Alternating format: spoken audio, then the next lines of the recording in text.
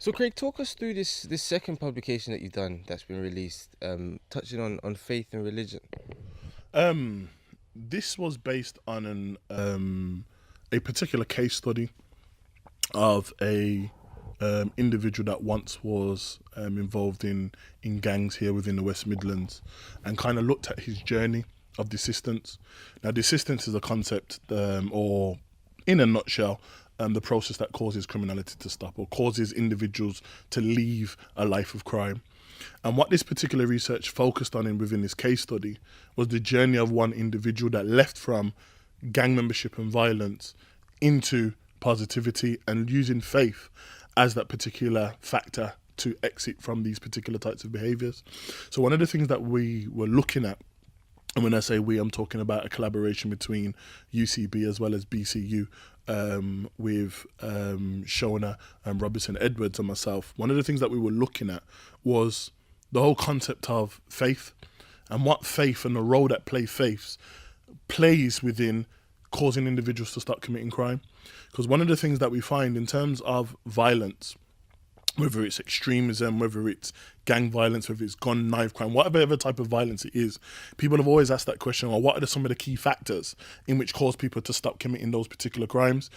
And one of the things that oftentimes doesn't get explored is the process of desistance and what that looks like within a particular individual's journey.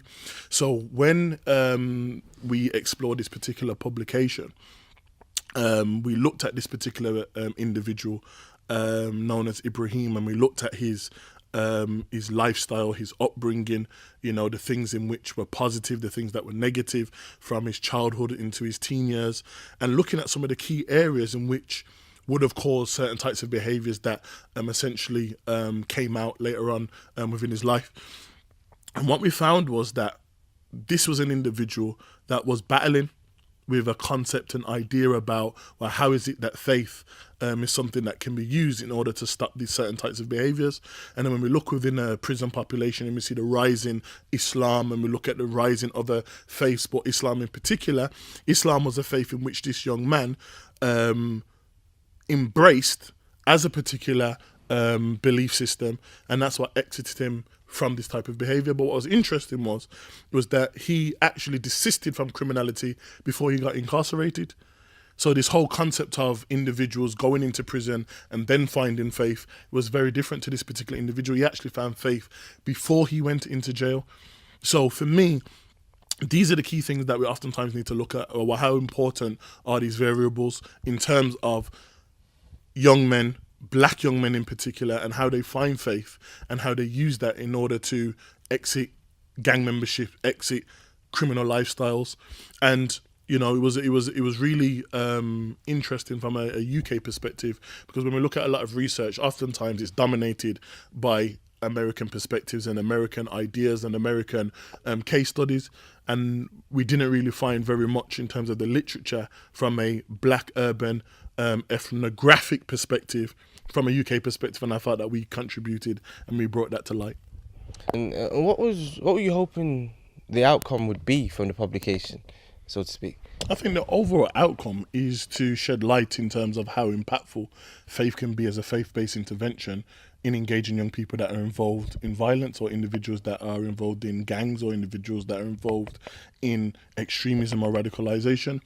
Oftentimes we shy away from, looking at faith as a particular intervention because of things that have happened in the society. We're looking at terrorism, radicalization. We're talking about, paedophilia within the major institutions around the country. So people kind of shy away from religion, but interesting enough, the data always suggests that faith has been instrumental to the moral compass and changing of the moral compass of particular individuals. So we can't ignore that. So for me, as professionals, as frontline workers, as policymakers that are seeking to answer the question on, well, how can we cause individuals to stop, which is desistance, faith is something that we definitely can explore and look at and embrace it. And also look at, well, what are the key things that cause individuals to stop, and how faith can be used to cause individuals to stop. And I think that, in terms of, outcome, I think it will have some sort of benefit to individuals that seek to use faith as a particular intervention. I suppose it'd be slightly easier once you get older. A lot of things have happened in your life to find faith and things. But for a young person sort of entering that life, entering that violent life, how difficult do you think it is to sort of sway them in that direction? I think it's not the purpose of trying to get anybody to sway in that particular direction. So I'll say this, I'll go back before I go forward. We always have to look at, well, what are the key factors that cause young people to be violent anyway? So even though faith may be a intervention that can be used in order to shape one's moral compass or shape one's behaviours from the behaviours in which they're displaying that might be negative, one of the things that we have to look at is what's the most crucial thing that young man needs. So if it's the fact that, you know what, survival is the main thing that he needs to do, whether that is economic, whether that is his safety, whether that is just, you know, feeling like he needs to be around people that show love as opposed to being negative, then I would home in on those three things first, as opposed to shoving faith in their face first. And I think that's where we've gone wrong as a society. We think that just saying to someone, go to church, someone go to the mosque, someone go to the temple, is somehow just going to cause individuals to stop certain types of behaviours. But after they go through that experience, they still have to go back to the community where there's no food, there's no money, there's lack of opportunities, there's lack of jobs, you know, there's people that are trying to hurt them, and all of these different types of things that are taking place. And I think we have to kind of look at those other issues before that we use these variables or use these interventions in order to safeguard, protect, deter young people away from issues.